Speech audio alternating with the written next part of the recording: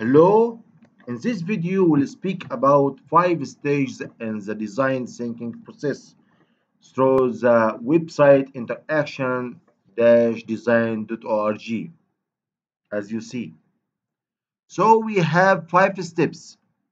The first step is emphasize, then define the problem. Emphasize mean to be input or to be putted or to be included in the problem. Then define exactly what is the problem. And then the third step is ideate, that is to do collaboration work with the teamwork to give idea or uh, ideate with other team members. Everyone give his ideas through brainstorm, through brainwriting, through different teamwork activities. Everyone give his idea. This means ideate verb. Then the fourth step is to design or to make the first prototype, the first product, which is a prototype. And then the last one to test this prototype, to test this product, which is the first one, which means the prototype, making test and get results. So as you see, there is some feedback and go to arrows. As you see, you can emphasize and define and replace these rules. Go define and then emphasize. Also, you can go to from emphasize to design the prototype directly, as you see in this arrow.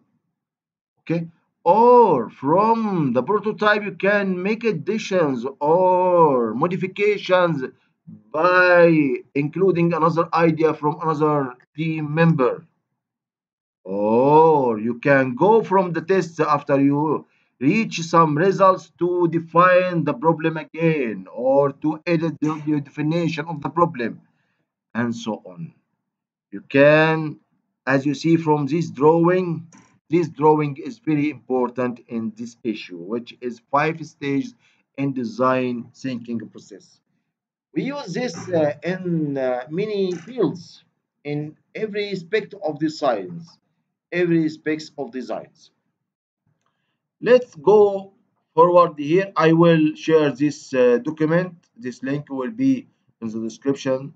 Please, before we go ahead in this article, please subscribe in the channel if you are not subscribed and share this video if you like it with others, and you can write a good comment if you like it to support us and encourage us to continue. Moreover, you can like it this video. Thanks for listening at all. Designing thinking is a design methodology that provides a solution-based approach to solving problems. It's extremely useful in tackling complex problems that are ill-defined or unknown. By understanding the human needs involved, by reframing the problem in human-centric ways, by creating many ideas in brainstorming sessions, and by adopting a hands-on approach in prototyping and testing, understanding these 5 stages of design thinking will empower anyone to apply the design thinking methods in order to solve complex problems that occur around us in our companies, in our countries, and even on the scale of our planet.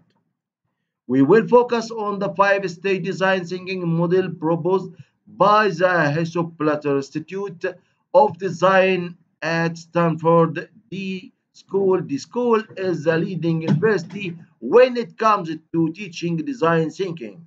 The 5 stages of design thinking, according to the school, are as follows: emphasize, define the problem, ideate, prototype, and test. Let's take a closer look at the 5 different stages of design thinking. First one step is emphasize. Emphasize, as you see, you have to be included in the problem. What the problem is about. This is the first stage of the design thinking process, is to gain an empathetic understanding of the problem you are trying to solve. This involves consulting experts to find out more about the area of concern through observing, engaging, and emphasizing with people to understand their experiences and motivations, as well as impressing yourself in the physical environment so you can gain a deeper personal understanding of the issues involved. Empathy is critical to human-centered design process such as designing thinking. The empathy allows design thinkers to set aside their own assumptions about the world in order to gain insight into users and their needs.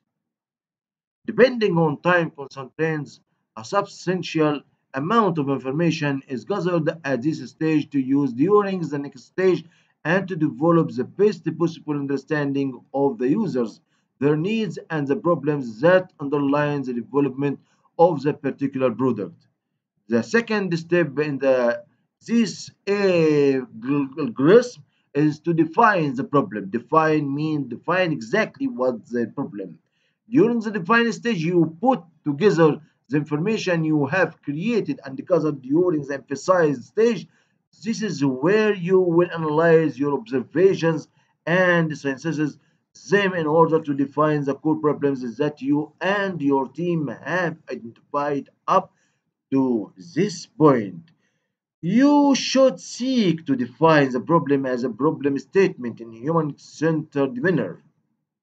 To illustrate, instead of defining the problem as your own wish or a need of the company, such as we need to increase our food product market share among young teenage girls by 5%. A much better way to define the problem would be teenage girls need to eat nutritious food in order to thrive or be healthy and grow. The define stage will help the designers in your team gather great ideas to establish features, functions, and any other elements that will allow them to solve the problems, or at the very least, allow users to resolve issues themselves with the minimum of difficulty. In the define stage, you will start to progress to the third stage, Ideate, by asking questions, which can help you look for ideas for solutions by asking, how might we encourage teenage girls to perform an action that benefits them and also involves your company's food product or service? The third step is Ideate. During the third stage or step of the design thinking process, designers are ready to start generating ideas. You have growing to understand your users and their needs in the emphasize stage, and you have analyzed and synthesized your observations in the defined stage and ended up with a human-centered problem statement. With this solid background, you and your team members can start to think outside the box to identify new solutions to the problem statement you have created. And you can start to look for alternative ways of viewing the problem. There are hundreds of ideation techniques such as brainstorm, brainwriting, worst possible idea, and scamper. Brainstorm and worst possible idea sessions are typically used to stimulate free thinking and to expand the problem space. It's important to get as many ideas or problem solutions as possible at the beginning of the ideation phase. You should pick some other ideation techniques by the end of the ideation phase to help you investigate and test your ideas so you can find the best way to either solve the problem or provide the elements required to circumvent it. The fourth stage in our process is a prototype. The design team will now produce a number of inexpensive, scaled down versions of the product or specific features around within the product so they can investigate the problem solutions generated in the previous stage. Prototypes may be shared and tested within the team itself, in other departments, or in a small group of people outside the design team.